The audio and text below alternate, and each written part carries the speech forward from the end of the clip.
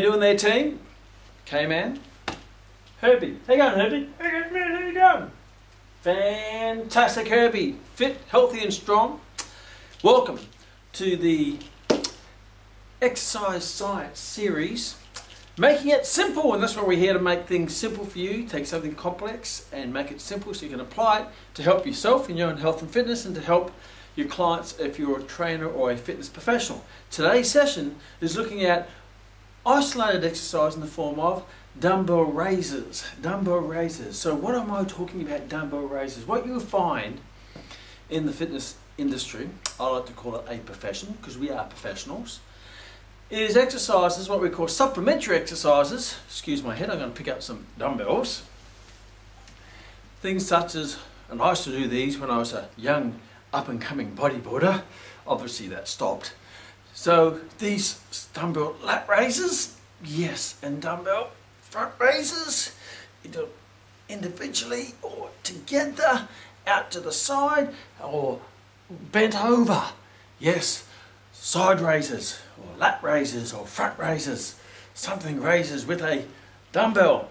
Yeah, so let's have a look at the 5-step approach of how to evaluate this exercise to see whether it's worthy of you being a fitness professional to do yourself, or more importantly to give on to your clients who trust that you're going to give them the best exercise that's safe and effective.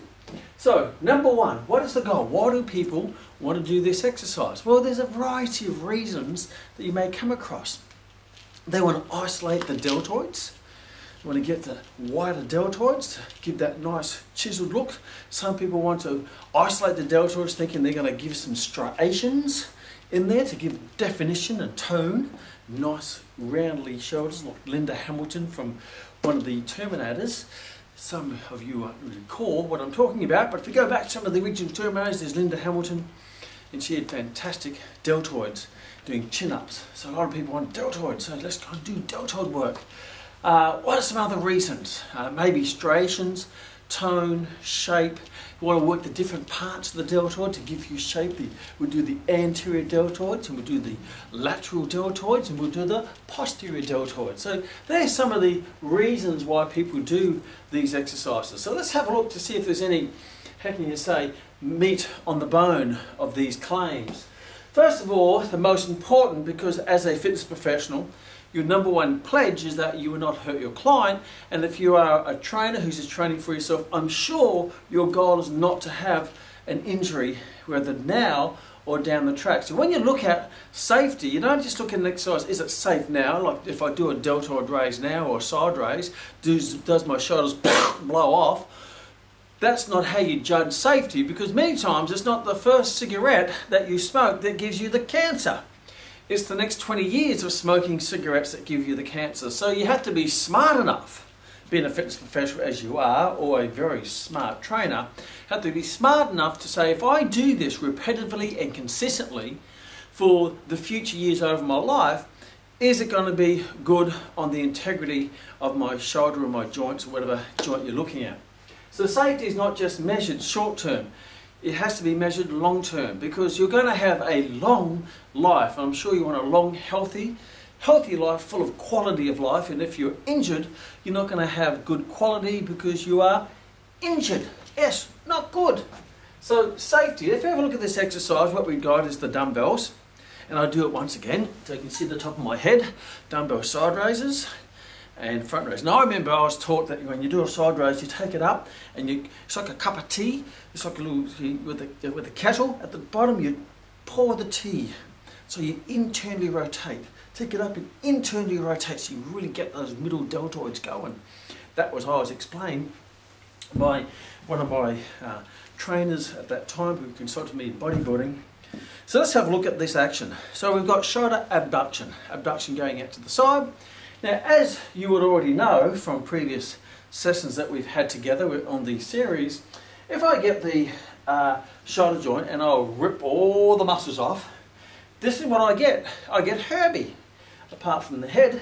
Oh, come on, Karen, don't be mean. Oh, no, I'm not mean, Karen. You're a good-looking skeleton, Herbie. And if you look at this movement with shoulder abduction, so there's the humerus, this is the scapula, this is called the glenoid cavity, this little bone on top is called the acromion process, the lump here is called your humeral head. When I take my shoulder or my humerus, my glenohumeral out to the side, I can go up to round about 90 degrees, 80 to 90 degrees of shoulder abduction. Once I go past that, the head of the humerus comes in contact with the acromion process, this lump on the top of your shoulder. And then to take the weight any further higher than that, my scapula has to laterally rotate. And it's designed to do that for, maybe picking berries back in hunter and gatherer days, or throwing a spear up in a tree to catch a bird to have dinner, something like that. You can be creative in your own imagination. But that's as far as it goes. So these two articulating surfaces or bony surfaces will come into contact. So what happens now, we have this potential, because what runs in between these two bones, the acromion process and the head of the humerus, is a tendon called your supraspinatus, which is one of your rotator cuff, which is the most prone tendon in the shoulder joint that's very prone for injury in terms of tendonitis or tendinopathy or wear and tear or complete tears. So any form of shoulder impingement or tendonitis in the shoulder will tend to mostly be the supraspinatus due to its location being underneath the acromion process. Because of its geographical position, that's a big word, that is the tendon that is more prone to be injured over time. So you've got to be very wary when you do any form of exercise in your shoulder, that no matter what shoulder movement you're executing an exercise through, you're going to get active involvement of the rotator cuff, and therefore that is why that group of muscles, or the tendons of those muscles, tend to be more susceptible to injury. So we have to protect the rotator cuff, because if they wear out, you're not going to be working anything.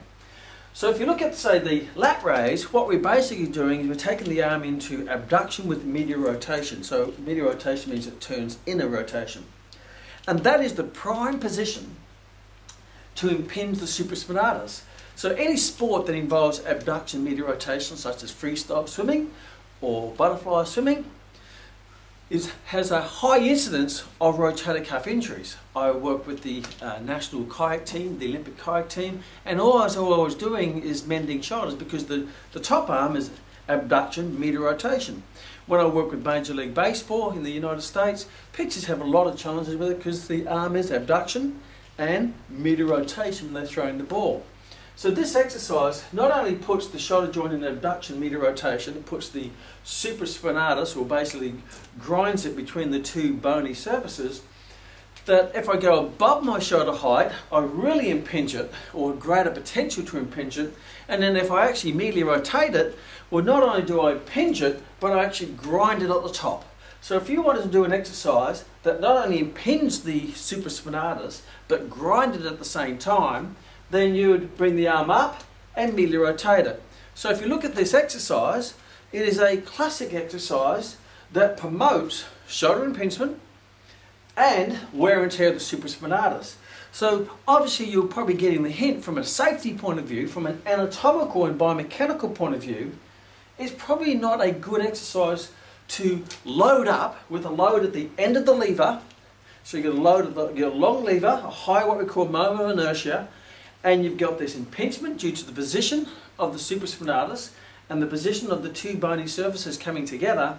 Then you've got a load, and then you grind at the top, plus the weight goes through, not through the joint, but across the joint. So it's going whata, like a karate chop across the joint. So any movement that goes across the joint creates what we call shearing forces across the glenohumeral joint. And considering that this is a very, how can you say, unstable joint, because it's a ball and socket joint and it has a very shallow cavity, therefore it's designed for mobility, not stability. So it's not necessarily designed to repetitively lift heavier loads in unstable positions with long levers, with the load at the end of the lever creating shearing forces across the joint, putting the joint in a position of impingement that impinges supraspinatus between the acromion process and the humeral head, and then you put rotation into it by medial rotation that causes the grinding effect on the supraspinatus. So you probably get, from an anatomical point of view, that it's probably not a good long-term safe exercise if you want to maintain integrity and a healthy shoulder joint that's going to get you not just through your 20s, because anyone 20 years of age, they can get in there, as I used to do, get there, oh, and then you put a bit of lower back in there at the same time, using momentum with a long lever. That's going to cause unnecessary stresses, repetitive stresses, loaded repetitive stresses across the shoulder joint. And particularly when you acknowledge that this joint has also been susceptible to loads and stresses and forces with all your other exercises, such as your bench presses and your dips and your chin-ups and your rows and your dumbbell rows, which all of them, as you know, with the deltoid, but then you're going to do an isolated exercise, and generally isolated exercises create isolated stresses in the form of shearing forces, because that movement pattern is what we call a third-class lever that tends to put a greater amount of stresses across the joint. So from a safety point of view, if your client or your goal is to put your shoulder through a movement pattern that creates shearing forces, impingement stresses through the shoulder joint, then that is a perfect exercise to do. But if you want to work the muscles around the shoulder joint in a safer way, then there are probably some better options for you. So from a safety, I'm not a big fan, and that's not my opinion, that's just applying that fundamental knowledge of anatomy and physiology and biomechanics to a movement pattern, and you've removed the emotion. Because obviously when I was 20, I was emotional, I want to do these exercises to work all these body parts. And the same applies if I do a front raise, because what I'm doing with a front raise, many times what I do now is I put the shoulder into this slightly protracted position, rounded shoulder position, and I still medially rotate, so I'm still getting the impingement between the humeral head and the acromion process. I got a long lever and I'm doing this, and I've got this slightly forward lean, and because the weight's in front, it tends to protract or pull my scapula forward.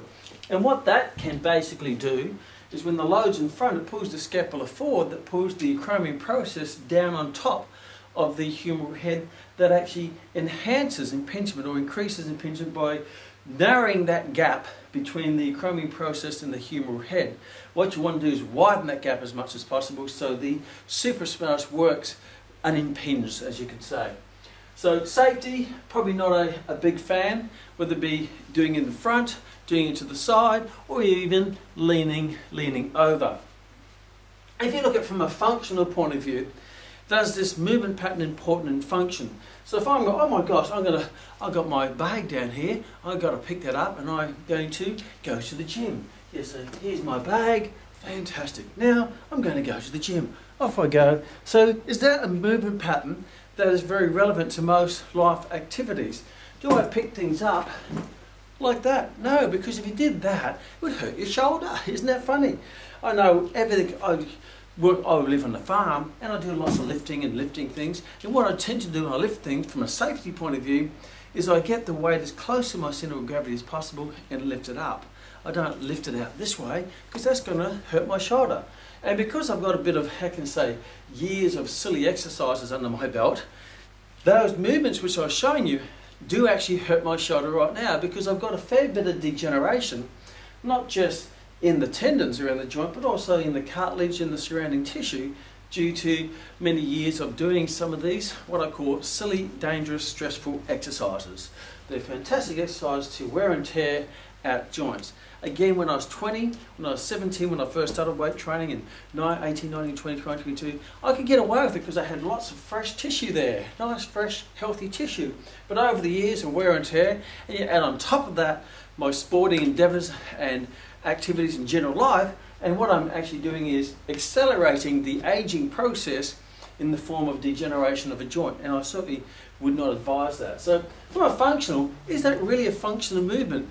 It's not really, that's not one of those movements that people tend to do or even want to do, because it's going to increase the risk of injury. And I'm sure if you're asked to lift loads like that as a carpenter, or maybe someone who works in a warehouse lifting boxes, and do they teach you to lift boxes that way? No, because if you were taught or you had to lift boxes that way, that would be a health and safety risk.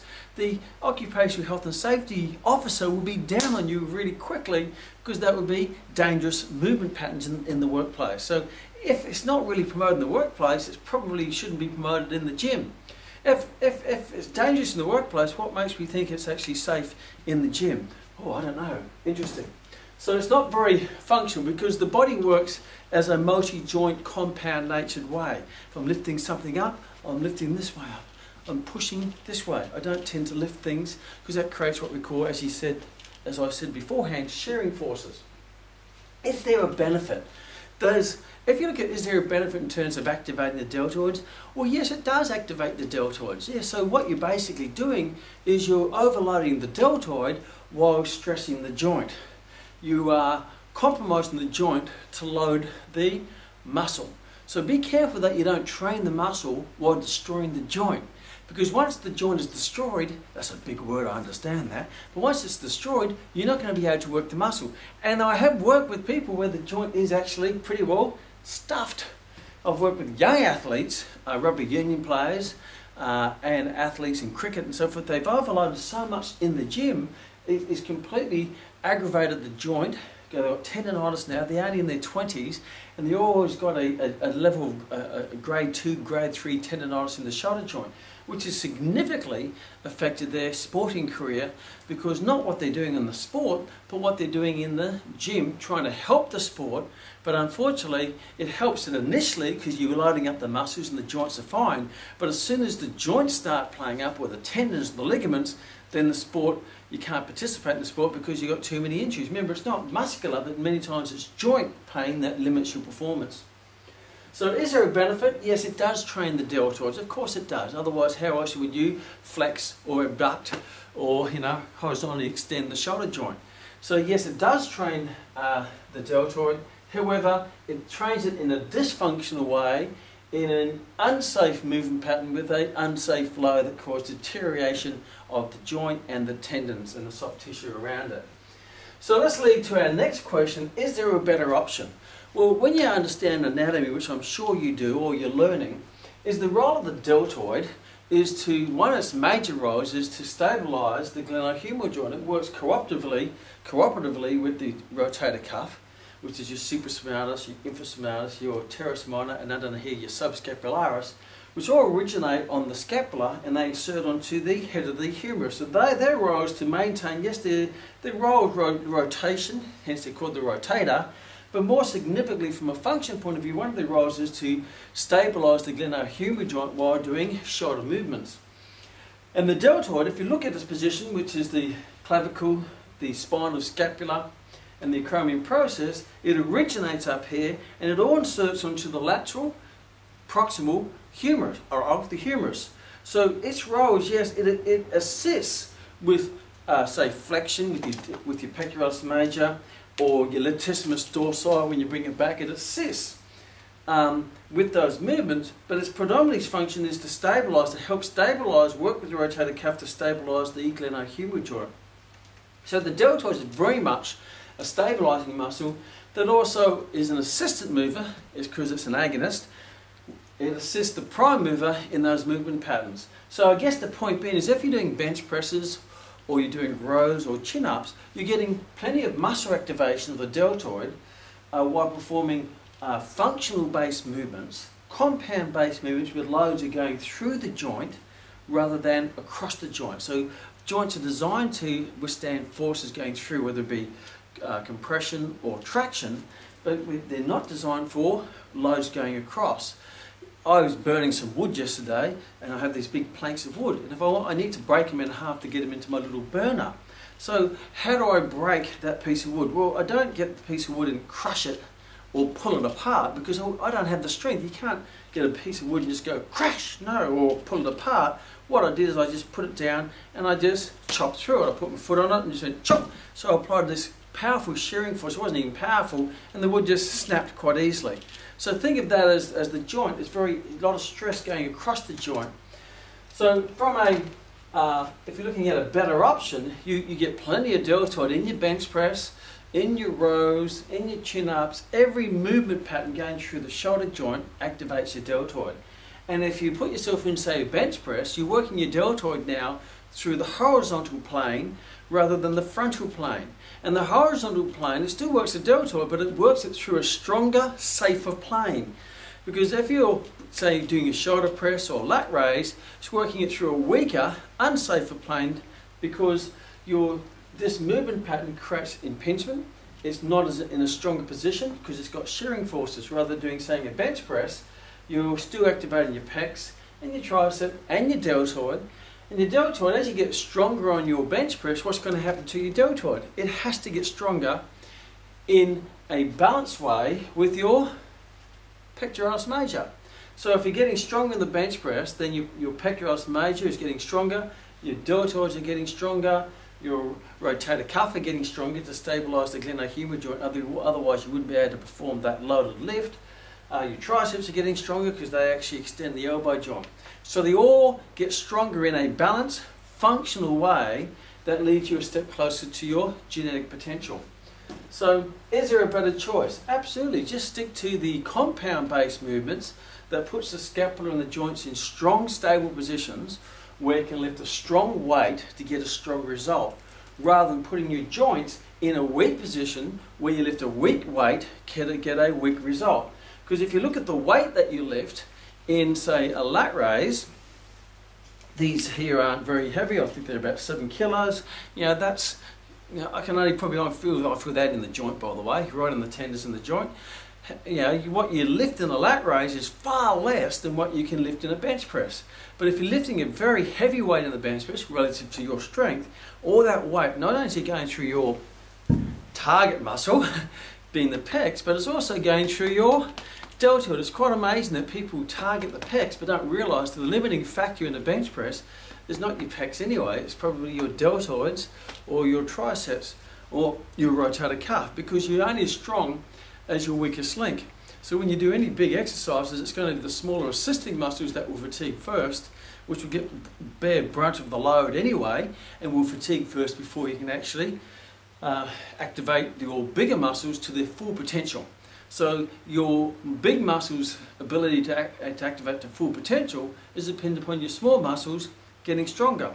But if you start doing all these added exercises to it, all you're doing is wearing the joint. You could be overtraining the deltoids, particularly if you train them on another day. One day I'm going to do my chest, and the other day I do my deltoids. But really what you're doing is deltoids and deltoids, so you overall will end up overtraining deltoids, because even though you think you're resting them, you're not actually resting them, because every exercise is a deltoid exercise if it involves any movement across the glenohumeral or the shoulder joint. So is there a better, safer, more functional exercise that's going to achieve your goal in a better, more functional, safer way? Absolutely. So stick to the big compound exercises and stop doing all the little fluffy exercises thinking that that's going to change the shape of a muscle, because your muscle the shape cannot change, because that's what we call the elasticity properties of muscle. A muscle can get bigger or smaller or stronger or weaker, but you can't actually change its shape. If I train with a friend of mine, we do the same exercise program, we're not going to end up the same shape, because my shape is determined by my genetics, and I can enhance my genetics by training, or shrink my genetics by not training from a muscular point of view. So stick to the basics, get strong at the basics, because if you stick to the basics, you never have to go back to the basics, and protect your joints, remembering, being smart enough that what you do now will have a positive or negative consequence in the future. Make sure it's a positive consequence, so it enhances your quality of life and still having the physique and the fitness and the strength and the quality of life that you deserve. Be safe.